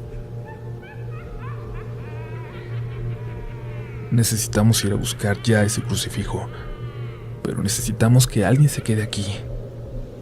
No es casualidad que estén rondando. ¿Quién es, padre? ¿Qué pasa?, le preguntaba a mi mamá. Pero el padre se mostraba reacio a compartirnos más, como si no quisiera darnos demasiada información. Pero después de unos minutos, creo, entendió que al no ser personas de fe, como con las que él estaba acostumbrado a tratar, íbamos a necesitar más información al respecto o no le haríamos caso. Y fue entonces cuando nos dijo que esa situación, que esas mujeres rodeando una casa, asomándose, queriendo entrar, le recordaban mucho a lo que contó aquel joven del pueblo vecino, al que ayudó junto a la abuela. Así empezó todo allá en su casa. Y luego, algo se metió en la hermana. No estoy diciendo que lo mismo vaya a pasar aquí, pero hay cosas aquí alrededor que ni siquiera yo logro comprender y no quiero arriesgarlos. ¿Están de acuerdo?, nos dijo, y todos asentimos nuevamente. Mi mamá y él se prepararon para salir. Mi hermano y Fer insistían en que los dejaran ir con ellos, pero el padre les respondió que necesitaba que fueran fuertes, que se quedaran aquí con nosotros y que oraran, aunque no creyeran, que oraran con todas sus fuerzas. Los ojos de mi pobre madrina estaban cada vez más perdidos de miedo, pero yo sabía que no se arrepentía de ayudarnos. Sabía que ella haría lo posible por mantenernos a salvos mientras pudiera. El padre la vio, la notó mal y le hizo un comentario en privado a mi mamá, quien le pidió entonces que fuera con ellos. Media hora después, estaban saliendo, por fin, a buscar aquel artefacto. Mientras tanto, Fer, mi hermano y yo, nos preparábamos para aguantar toda la noche. En cuanto se fueron, alguien llamó a la puerta de la calle. Salimos todos juntos para ver quién era. Se trataba de la vecina, la que un rato antes había saludado a mi mamá. Estaba preocupada. Desde su casa había notado mucho movimiento. ¿Pasó algo? ¿Están todos bien? Venía justo a preguntarle a tu mamá, pero la vi pasar en el carro y se veía alterada. Todo está bien, no se preocupe, le dije. Mientras hablábamos con ella, la vecina no dejaba de voltear hacia nuestras espaldas, hacia la casa, al segundo piso, o al techo, no sé bien, pero nos dijo que le esperáramos un momento, que no nos fuéramos a meter. Regresó con su perro, ese que les digo que aún hoy sigue vivo, ya muy viejito. ¿Se puede quedar con ustedes?, nos preguntó. No sé qué piense, pero no es necesario que nos deje al perro, le dijo mi hermano. No, yo sé que no está pasando nada, pero quería saber si me lo pueden cuidar, nada más, y me lo regresan en la mañana. Antes de que pudiéramos inventar otro pretexto, Fernando dijo que sí como si se tratara de su casa y abrió la puerta para meter al perro, un chau chau demasiado tranquilo para su raza, que suele ser hiperactiva y brava. La vecina nos agradeció con una sonrisa y desapareció corriendo, como si le urgiera irse de ahí. El perro en cuanto entró se sentó frente a las escaleras mirando hacia arriba. Bueno, lo tenemos cubierto, dijo Fer. Nada se va a bajar del segundo piso. En cuanto dijo eso, una puerta se abrió allá arriba, como si lo hubiera hecho el aire, pero el perrito dio varios pasos hacia atrás. Seguía expectante, cuidando, pero sin duda, algo lo había puesto nervioso.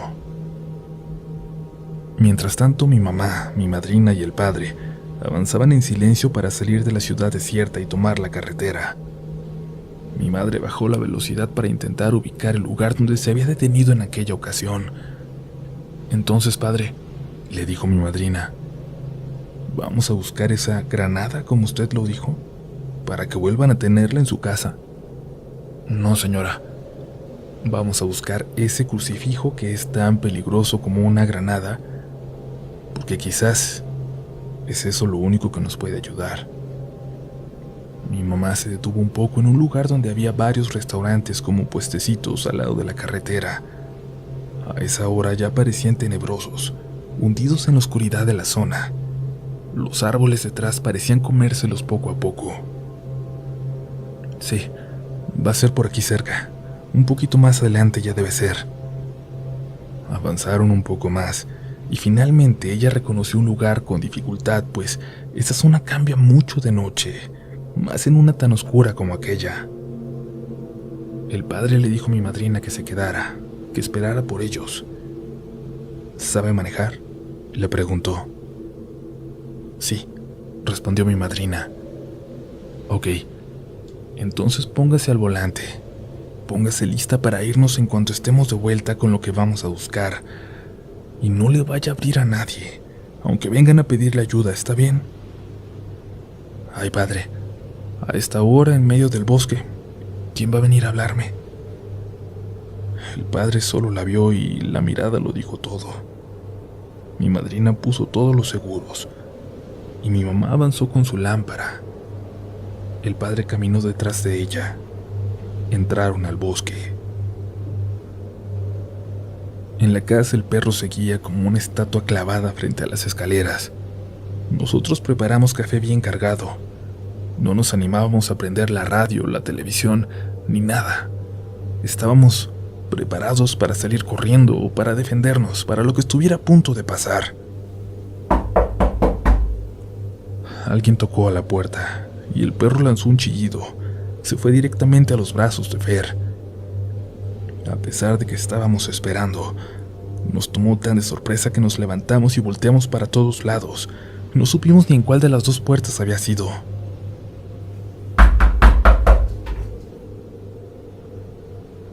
Cuando tocaron por segunda vez lo notamos. Estaban tocando desde adentro de esa recámara frente a las escaleras, la que tenía un mueble enfrente trabando la puerta, a la que no entraba nadie hacía mucho. Fer se comenzó a reír de los nervios. Repetía que debía haber alguien ahí, que alguien se había pasado, y caminó como para quitar el mueble y revisarla, según él, pero lo detuvimos entre los dos. No hay nadie, te lo juro. No hay nadie, le decía a mi hermano. Deja el mueble, por favor.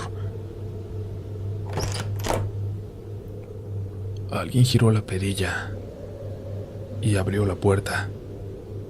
Lo único que la detenía era el mueble, y cuando Fernando vio esto, lo empujó para detenerla y pidió que lo ayudáramos. Sí, en un segundo había cambiado de parecer. Era evidente que había algo dentro, algo que por ningún motivo podíamos permitir que saliera. El perro pasó corriendo por detrás de nosotros y subió a saltos por las escaleras hacia el segundo piso, donde le ladraba de forma muy agresiva a algo. Había algo también allá arriba. Mi mamá y el sacerdote avanzaban por el bosque. Estaba absolutamente oscuro. No lograban ver nada más allá de lo que podían iluminar con sus linternas. Sentían que iban a tropezar a cada paso. Espere, le dijo el padre a mi mamá. Apague su lámpara. Apagaron ambos sus luces y se mantuvieron en silencio. A lo lejos se escucharon unos pasos. El padre le susurró que guardaran absoluto silencio, que no respirara. Y en eso los ojos de mi mamá se pudieron adaptar a esa oscuridad. Dice que a unos metros, tan solo a unos metros, pudo ver cómo pasaba una mujer caminando de pelo largo, blanco, en la misma dirección que ellos llevaban. Esperaron un minuto después de que se alejó para susurrarse y decidir qué hacer. Ella viene por lo mismo, le dijo el padre. Ya debes saber dónde está. No, padre, ya casi llegamos. Hay que apurarnos. Está debajo de... No, la interrumpió. No diga dónde está. Solo señáleme cuando lleguemos. Siguieron avanzando. El padre prendió su lámpara, pero la tapó con la mano. Quería iluminar lo menos posible, reducir las posibilidades de que los vieran o supieran hacia dónde se dirigían. Un disparo se escuchó a lo lejos, en lo profundo del bosque. En casa nos atrevimos a subir los tres para buscar al pobre perro. Había dejado de ladrar, pero lo vimos mirando fijamente a la habitación de mi mamá, que tenía la puerta abierta, y una luz tenue parecía salir de ahí. Quédense aquí arriba, dijo una voz. La voz de una mujer, de una anciana. Y mi hermano me apretó la mano fuerte. Nos quedamos quietos del susto, pero el perro ya no ladraba. Y entonces nos llegó ese aroma inconfundible, un olor a flores, a plantas, a tierra recién regada, el olor del jardín de la abuela. Fe intentó bajar por su teléfono, pero se detuvo a la mitad de las escaleras. Algo apesta allá abajo, dijo cuando regresó. Entramos al cuarto de mi mamá y nos encerramos los tres ahí con el perro. Cerramos la puerta. No faltaba más de una hora para que amaneciera. Si podíamos aguantar ahí, estaríamos a salvo. En el bosque, mi mamá y el padre se sorprendieron por aquel disparo a lo lejos y continuaron su camino, acercándose hacia donde lo habían escuchado. Unas voces parecían provenir de entre los árboles, y luego pudieron ver la luz de varias lámparas entre las ramas.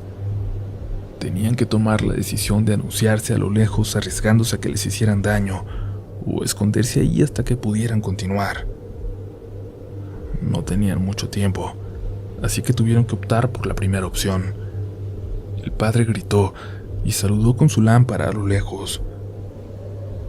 3 rancheros se acercaron hacia ellos, gritándoles que si no sabían que era propiedad privada, pero cuando vieron que se trataba de un sacerdote y una señora, cambiaron el tono de voz. ¿Qué hacen aquí? Es peligroso. Estamos buscando algo que perdimos por aquí, dijo mi mamá. En un paseo, la interrumpió el padre. Dejamos algo en un paseo con valor sentimental, en una caminata. Lo perdimos por aquí cerca y lo estamos buscando. Por supuesto que no era creíble que estuvieran buscando algo en la oscuridad, en la madrugada, pero los rancheros decidieron confiar en ellos o fingir que lo hacían. ¿Les podemos ayudar? Sí, estaba cerca de un árbol caído enorme, quemado por un rayo. El padre miró a mi mamá. Al decirlo en voz alta, sabía que tenían menos tiempo. Los rancheros se miraron entre ellos y les dijeron que estaba un poco más adelante, que ya casi estaban por llegar. Siguieron caminando y el padre le preguntó a uno de ellos, al más joven, que a qué le habían disparado, que si estaban cazando. Estamos espantando a las brujas, padre. Vienen todos los días. El padre intentó caminar un poco más despacio para poder ahondar en el tema, sin que los demás se dieran cuenta. ¿Cómo, hijo? ¿Esta es una zona de brujas o tienen poco que las ven?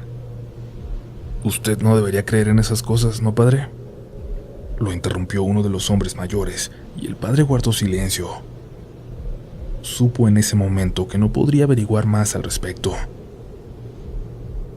Mi mamá le pidió al padre que se apurara, pues le daba pendiente a mi madrina.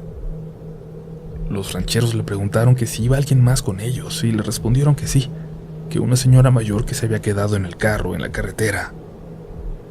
Al escucharlo, sin decir nada, se fueron rápido en aquella dirección, pero antes, aquel hombre les dijo que lo que buscaban estaba unos pasos más adelante, y que ellos se esperarían en la carretera. El joven tomó al padre del hombro y le dijo: «Siempre, padre, pero estos días ha estado peor». Avanzaron un poco más. «Es aquí, ¿verdad?», dijo el padre. Mi mamá volteó hacia atrás y siguió la luz del padre. Iluminaba aquel árbol que por poco ya había pasado. «Sí, por aquí, padre. Ayúdeme». Mi mamá estaba confundida. Había dos ramas que le recordaban mucho la que había tomado como señal, así que cada uno se puso a remover la tierra de una. No sería tan difícil, estaba húmeda. Mi mamá no tardó en sentir algo. Lo sintió como el crucifijo. Lo arrancó con fuerza de la tierra y se horrorizó cuando se dio cuenta de qué era. Era una pierna de un muñeco, y ella sabía muy bien de qué muñeco se trataba. El padre volteó preocupado por el grito de mi madre e iluminó hacia ella. Entre la tierra sobresalía un cascabel. Escuchamos un ruido allá abajo. El perro comenzó a ladrar. Decidimos abrir la puerta, pero aquellas palabras seguían en la habitación como flotando. «Quédense aquí arriba». No estoy segura de si la seguía escuchando, pero todos la sentíamos. No puedo explicarlo. Pero escuchamos cómo se abrió la puerta del cuarto de abajo, aquella puerta que, a diferencia de todas las demás en casa, para nuestra suerte y por la forma en que estaba construido su interior, abría hacia afuera. Mi hermano salió de nuestra habitación y dio unos pasos hacia la escalera. Vio algo muy extraño. Algo que solo tuvo cierto sentido cuando mi madre nos contó lo que estaba pasando en el bosque en esos momentos. Dice mi hermano que vio a una persona, o a algo del tamaño de una persona, salir de aquella habitación. Estaba vestido como su pequeño arlequín, y brincaba en un pie, y se dirigió hasta la puerta. Mi hermano solo pudo ver la silueta, pero ese gorro era inconfundible. El sonido de cómo salía de la casa lo pudimos escuchar todos.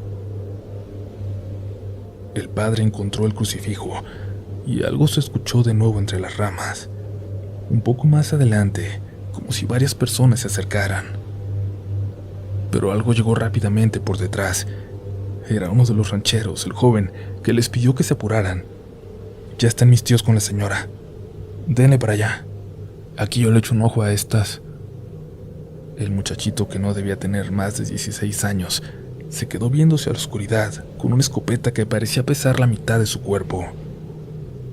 In nomine Patris, et Filii, et Spiritus Sancti. Amén, dijo el padre con el crucifijo en sus manos. Dice mi madre que se sintió en ese momento como si una cortina hubiera caído alrededor, una cortina que los mantenía en la oscuridad. De pronto el aire era menos pesado, de pronto el frío pareció ser menos avasallador.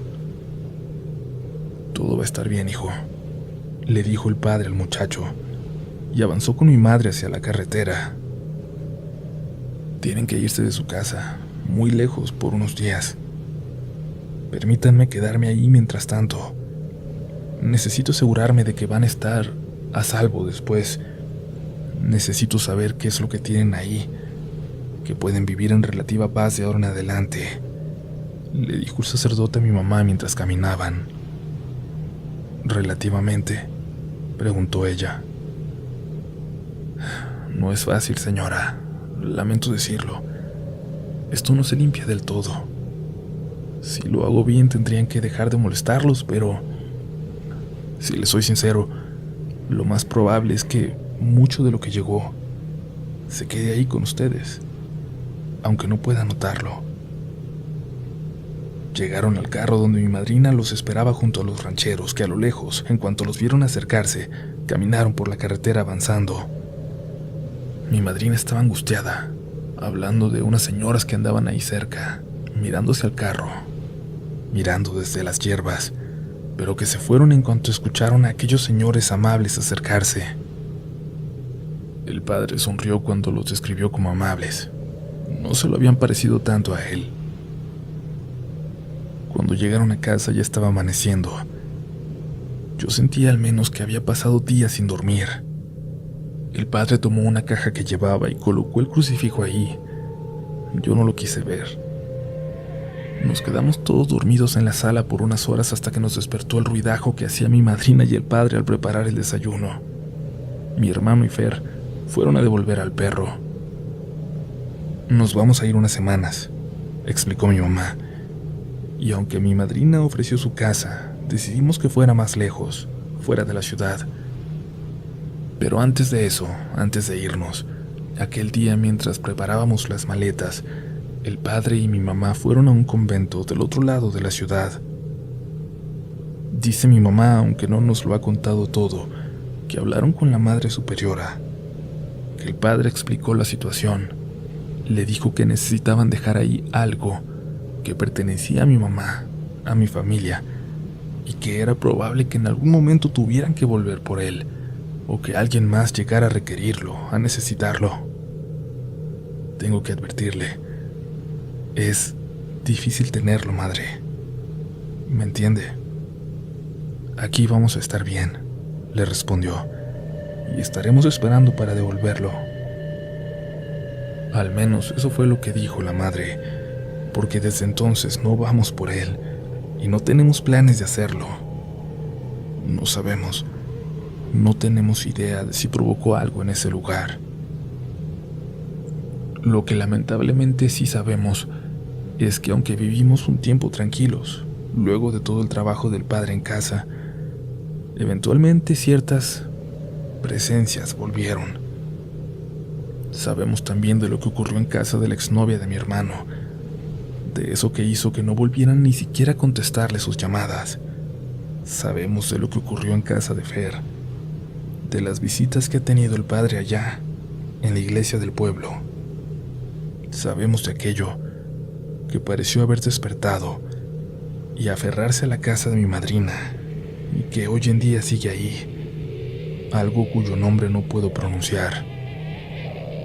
Seguimos lidiando años después con ese eco, con el eco de los conjuros, del crucifijo del padre Lucas. Para cerrar esta historia, la recopilación que hemos hecho de estos episodios que mantuvieron su interés y su curiosidad durante el mes pasado, vamos a contar dos pequeñas historias que acompañaron a la principal. A continuación, les presentamos las experiencias en la iglesia del sacerdote y en la casa de la exnovia del hermano de la protagonista. Nos quedamos esperando la que ocurrió en casa de Fer, el amigo, y sobre ese ser, ese ser con cabeza de chivo pero con facciones humanas, nos han pedido encarecidamente no compartir nada.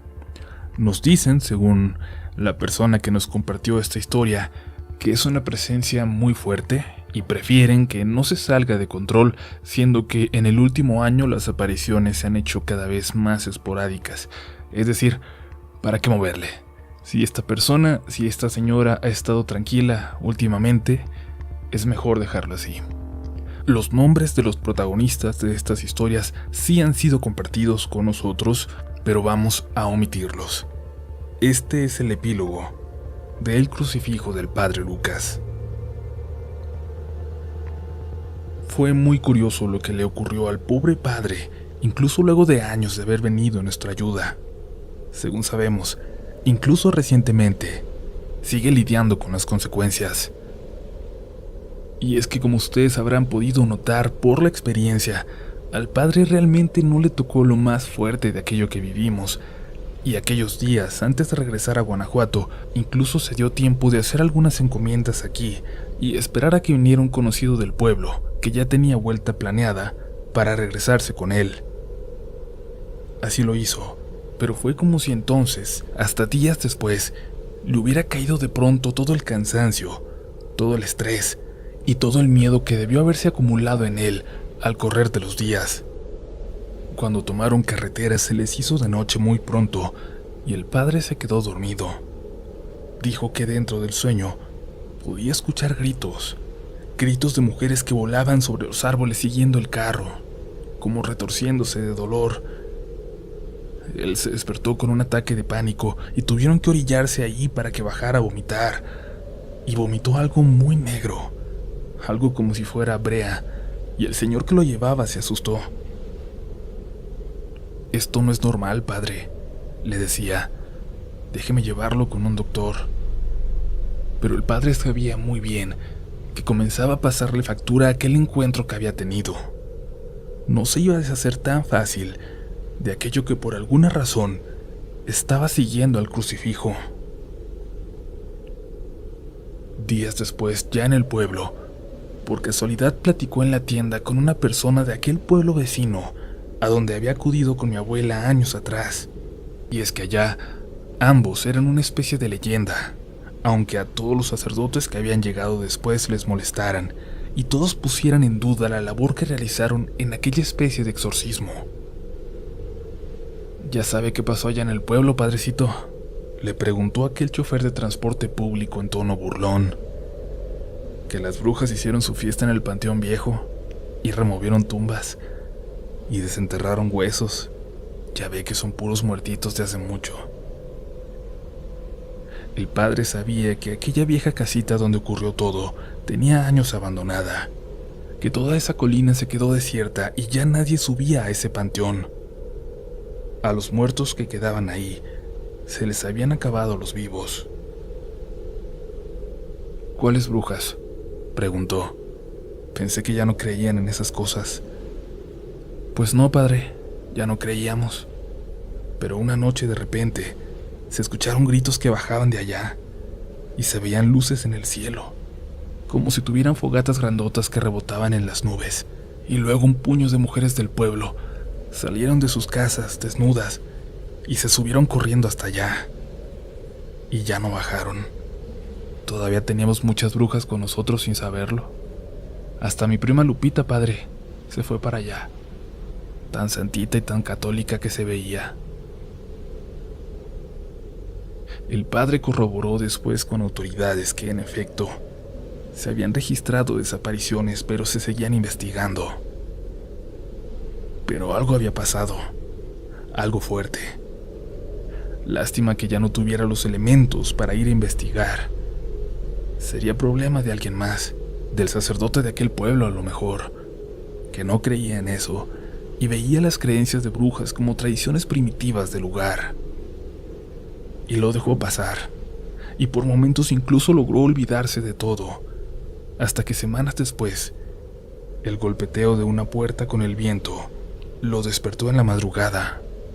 Cuando se levantó a ver, se dio cuenta de que estaba abierta. de que aquel seguro que tenía por dentro se había abierto sin ser forzado, como si alguien desde dentro de la casa, detrás de la iglesia, lo hubiera hecho, aunque solo estaba él ahí. Lo cerró, pensando que quizás no lo había cerrado esa noche, pero apenas se metió en la cama, lo volvió a escuchar. La puerta estaba abierta.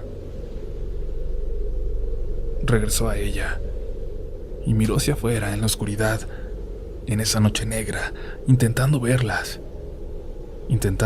a ella. Sabía que ahí estaba, podía sentirla. En algún lugar, aquella mujer de pelo blanco lo observaba a él, aunque afuera reinaba ese negro absoluto. Cerró la puerta, la aseguró con una silla e intentó dormir. Sin embargo, esto se comenzó a repetir varias veces por semana. En algún momento se volvió rara la noche en la que no le abrían la puerta o la ventana de su habitación o de su oficina, donde encontraba los papeles regados por todos lados como si un tornado se hubiera metido. Hasta que en una de esas noches, al levantarse, de nuevo ante esos ruidos que ya se habían vuelto casi cotidianos, pudo escuchar además voces. Voces que provenían del otro extremo de ese pasillo, de la iglesia. Se acercó y en efecto eran voces que rezaban el rosario. Cuando abrió la puerta para ver qué ocurría, las voces ya se habían callado. Todo dentro estaba en penumbras. Prendió una vela que tenía cerca, dado que el interruptor de luz estaba en el otro extremo, y lo que vio lo tiene marcado incluso ahora. Dentro de la iglesia, sentadas en las bancas, había al menos unas 10 mujeres, cubiertas hasta la cabeza. Se habían quedado en silencio cuando él abrió la puerta, pero todas parecían mirar hacia él. Pensó en rezar, pero estas mujeres ya lo estaban haciendo, como una burla quizás, como una muestra de que no tenía ningún poder que él lo hiciera. Así que solo cerró la puerta y se retiró a su cuarto a orar, y estas apariciones se hicieron constantes de cada noche, y rezaban en voz alta, rezaban afuera de la puerta de su habitación, haciéndole ver que sus rezos eran inútiles, que tenía que ir por el crucifijo, que era la única forma de lograr ahuyentarlas de ahí. Y fue entonces, cuando esta idea no dejaba de repetirse en su cabeza, que se dio cuenta. Entonces supo que eso era lo que ellas buscaban. Las apariciones continuaron, aunque no todas las noches, pero el padre ha logrado apaciguarlas y convencerse de que no pueden hacerle daño. Al menos, eso es lo que él cree hasta ahora.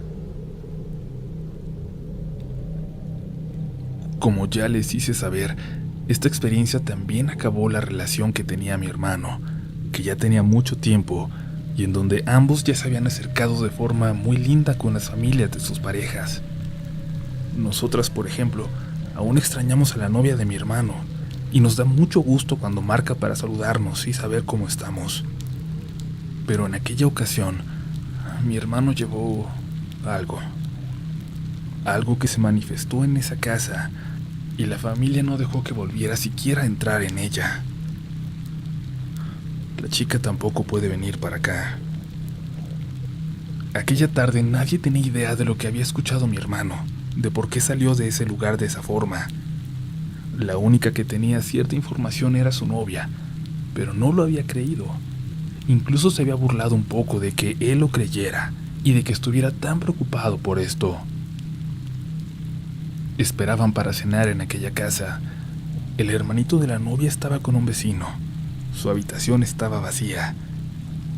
Y es por esto que la mamá se sorprendió cuando pasó enfrente de ella y escuchó claramente cómo alguien estaba caminando allá adentro, como en círculos, de forma incesante.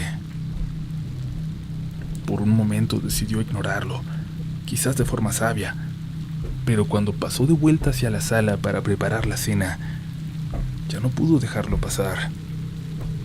Lo escuchó y se acercó a la puerta y se quedó callada. y estaba a punto de abrirla cuando se dejaron de escuchar esos ruidos allá adentro. Intentó olvidarlo, pero esa noche le preparaba otra sorpresa. Un dolor de cabeza tremendo no la dejaba dormir, y luego de mucho esfuerzo, cuando el cansancio le ganó, pudo hacerlo, pero solo para tener pesadillas. Cuando le platicó el sueño que tuvo a su hija por la mañana, fue cuando todo se relacionó con lo que estábamos viviendo en casa. La señora en el sueño veía a su hijo dormido.